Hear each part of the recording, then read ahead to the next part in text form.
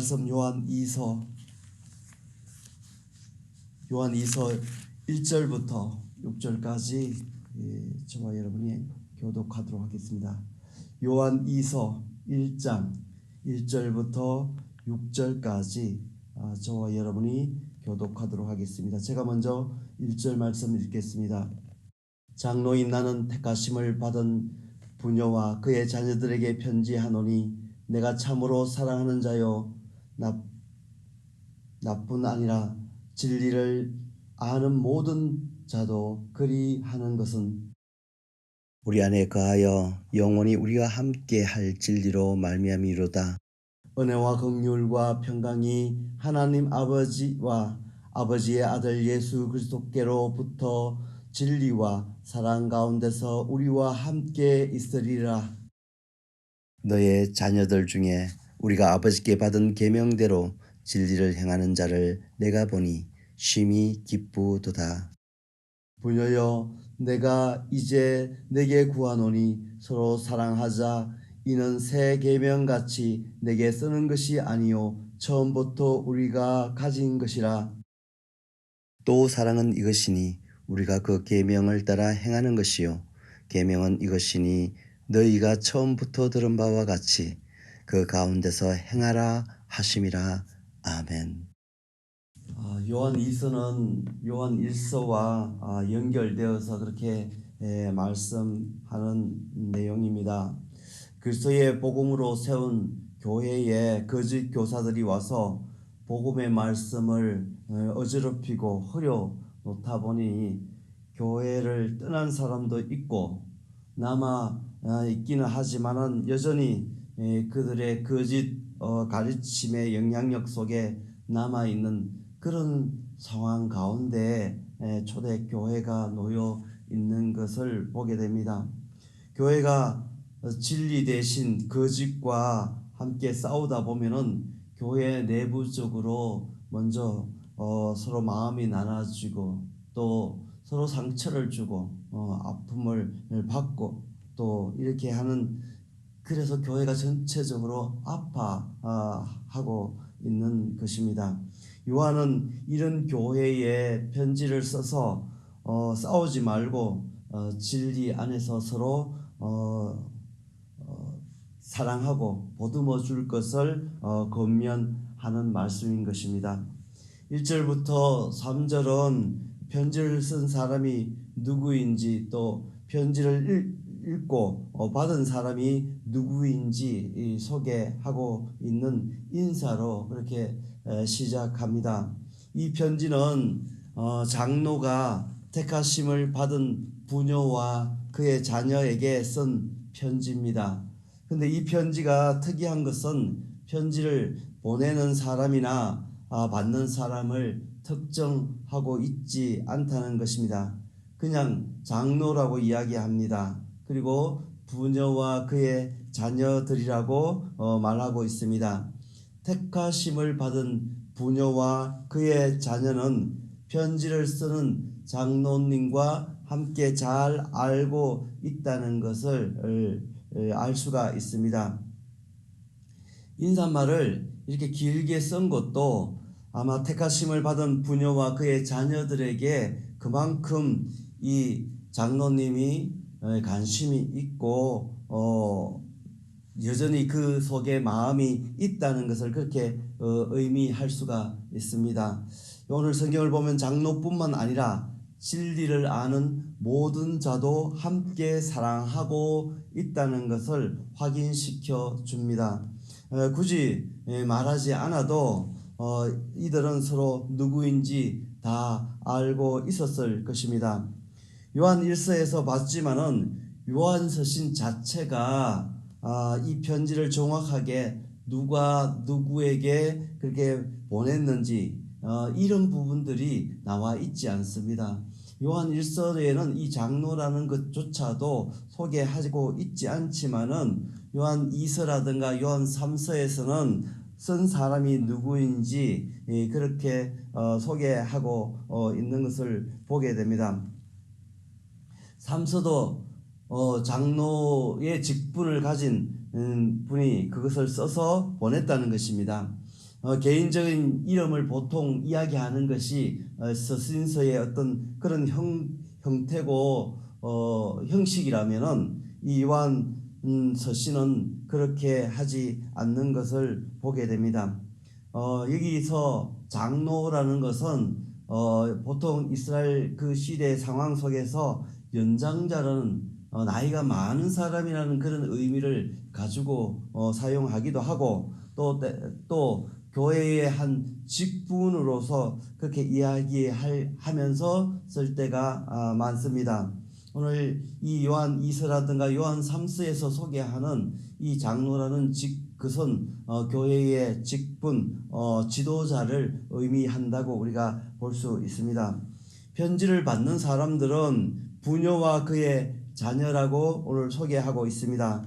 이 사람들은 교회의 성도라고 이렇게 보면 쉽게 이해할 수가 있습니다. 이들은 택하심을 받은 사람들입니다. 편지를 쓰는 장로는 이들을 진리 안에서 사랑한다라고 말씀합니다. 진리 안에서 너희를 사랑하는 사람은 나 말고 또 많은데 그들은 진리를 아는 모든 자라고 오늘 1절 말씀 속에 계속적으로 소개하고 있습니다. 여기서 진리는 예수님에 대해서 올바르게 가르치는 가르침을 이야기합니다. 여전히 이 말씀 속에서 거짓 교사들이 교회를 어지럽히고 그렇게 했던 것들을 염두에 두고 이 장로님은 편지를 쓰고 있는 것입니다. 요한 1서에서 이미 이야기했듯이 예수님이 구약에서 약속하신 그런 메시아라는 것을 말씀하는 것입니다. 이렇게 장로인 나뿐만 아니라 오늘 성경을 보면 진리를 아는 모든 자들이 부녀들과 그의 자녀들을 참으로 사랑한다라고 이야기합니다. 진리로 말미암아서 그렇게 우리가 사랑한다는 것입니다.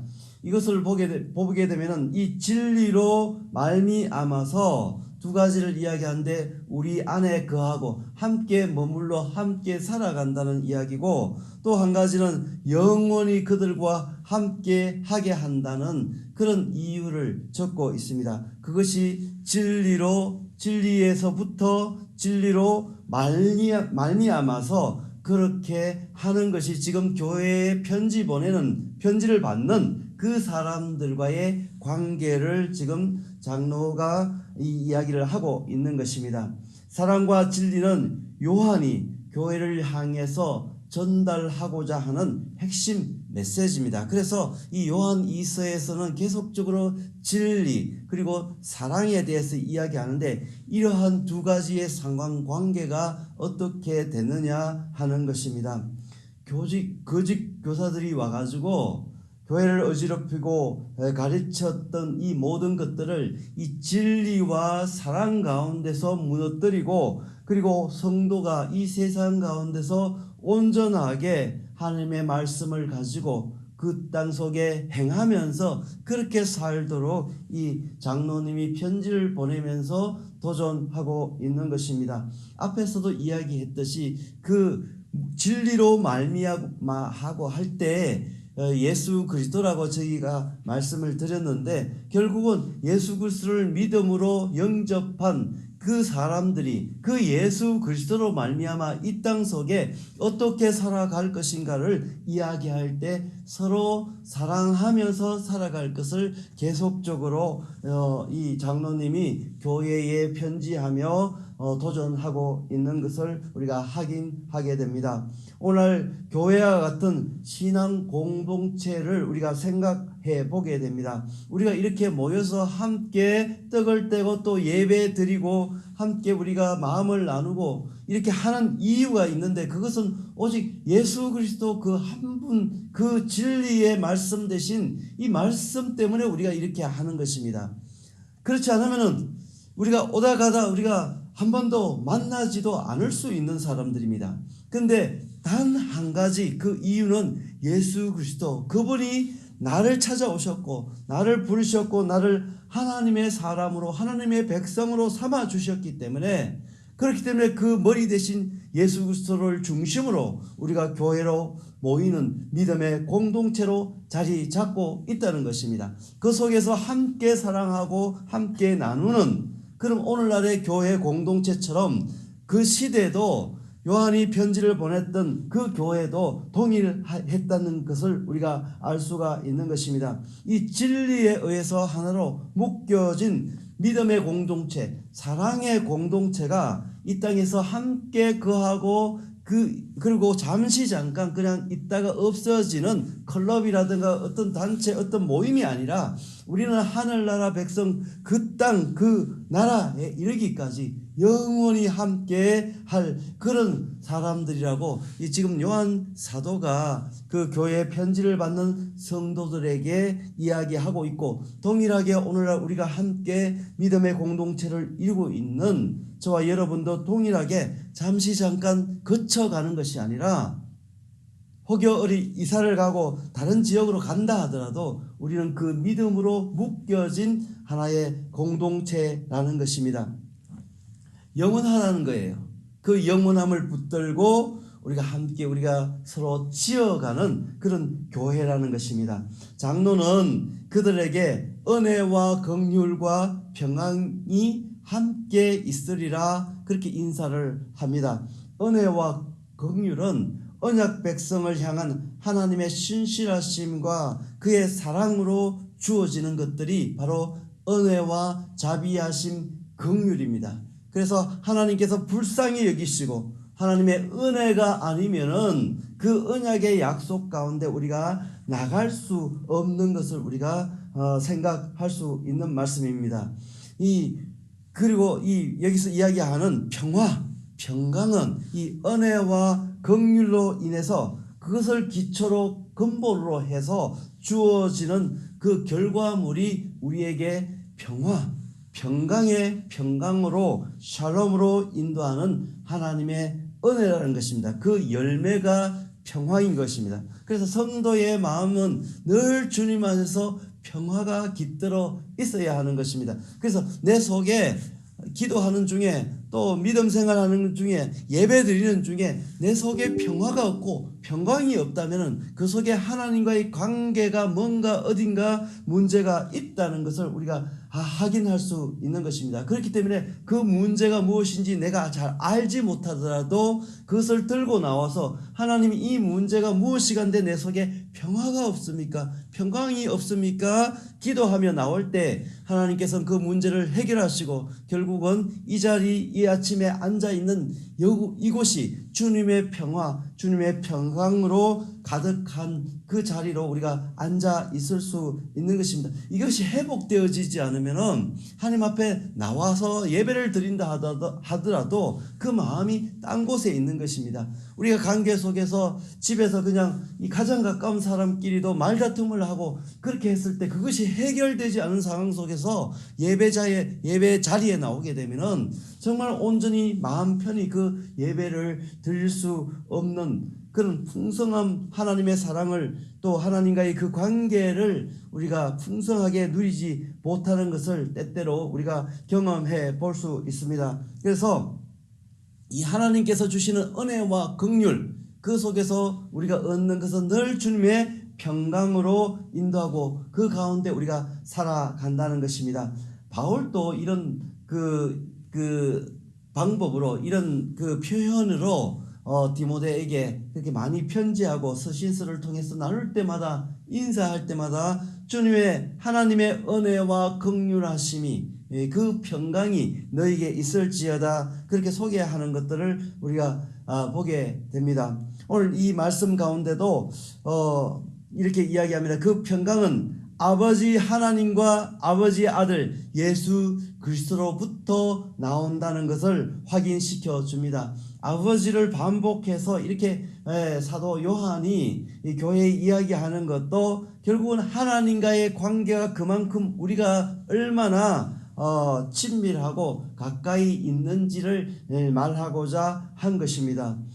또 한 가지 이 문안 인사를 할 때 진리와 사랑 가운데라고 이야기합니다. 앞에서도 미리 말씀드렸듯이 진리는 하나님과의 새 언약으로 들어가게 한 결국은 예수 그리스도를 이야기한다고 볼 수 있습니다. 그리고 그 사랑은 진리로 얻는 하나님의 사람들이 이 땅 가운데서 하나님과의 관계 가운데서 살아가는 이 성도의 모습이 사랑의 모습이라고 계속적으로 요한 1서부터 요한 2서에서도 강조하는 것입니다. 왜냐하면 이것이 거짓 교사들이 가르쳐줬던 그 이야기와 다르다는 것입니다.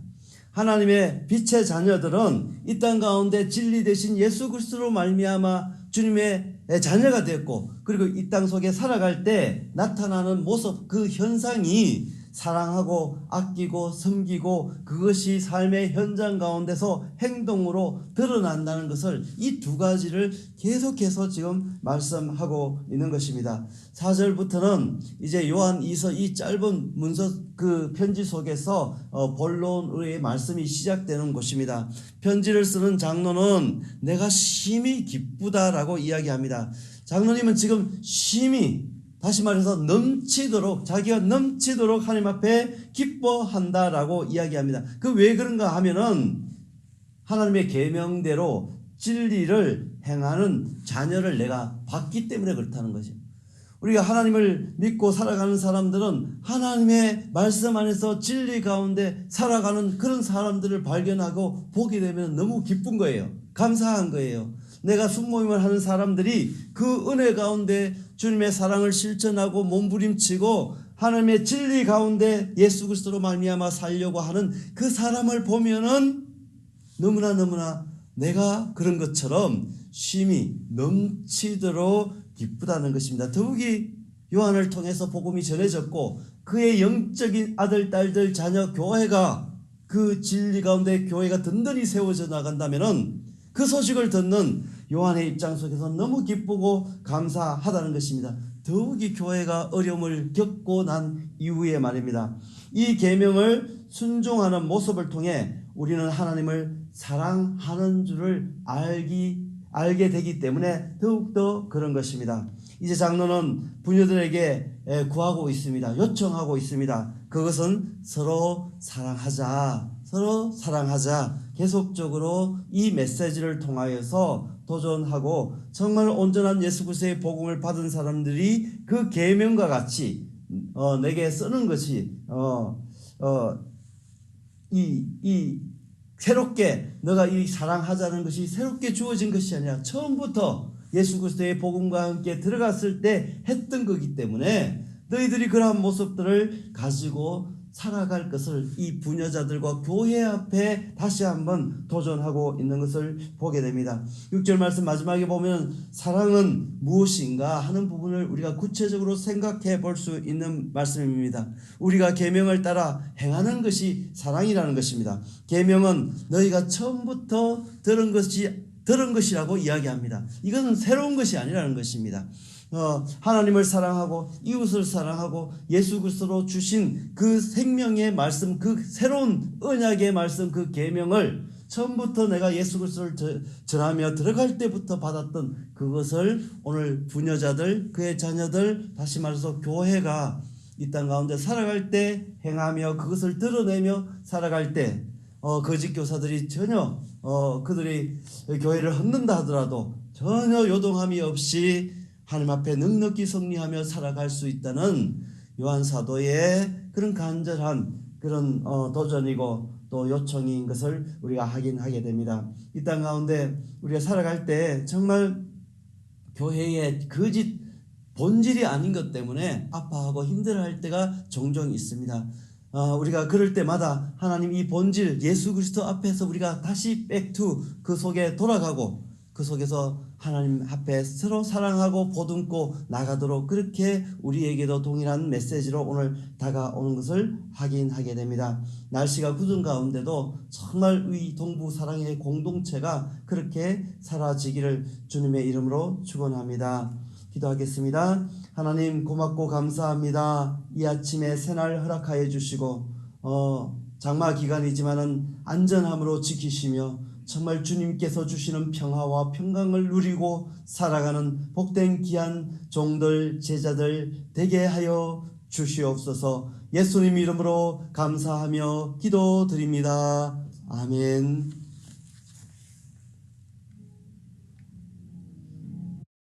죄짐을 지고서 고나거든 내 맘속에 주 영접하며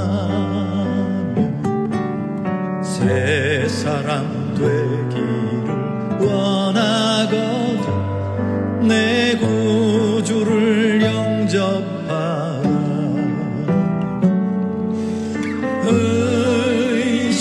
의심을 다 버리고 구주를 영접하라. 마음 문 다 열어놓고 내 구주를 영접하라.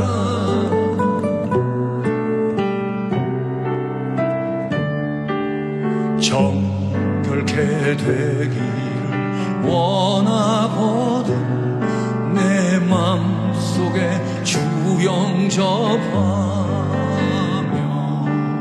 생명수 마시기 원하거든 내 구주를 영접하라. 의심을 다 버리고 구주를 영접하라. 마음 문 다 열어놓고 내 구주를 영접하라.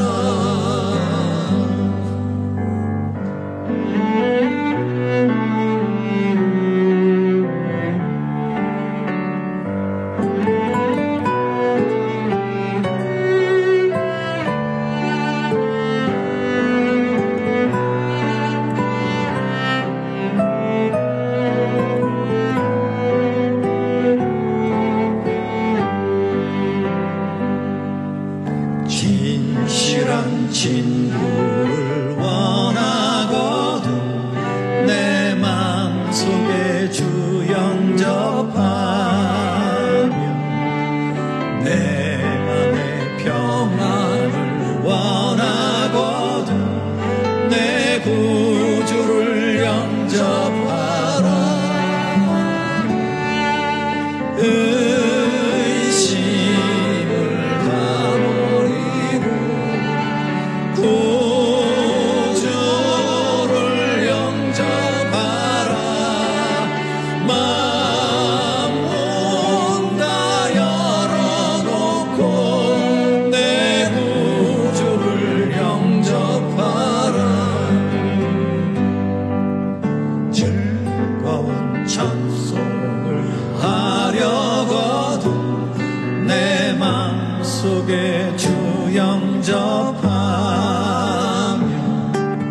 평안한 복지에 가려거든 내 구주를 영접하라. 의심을 다 버리고 구주를 영접하라. 마음 문 다 열어놓고 내 구주를 영접하라.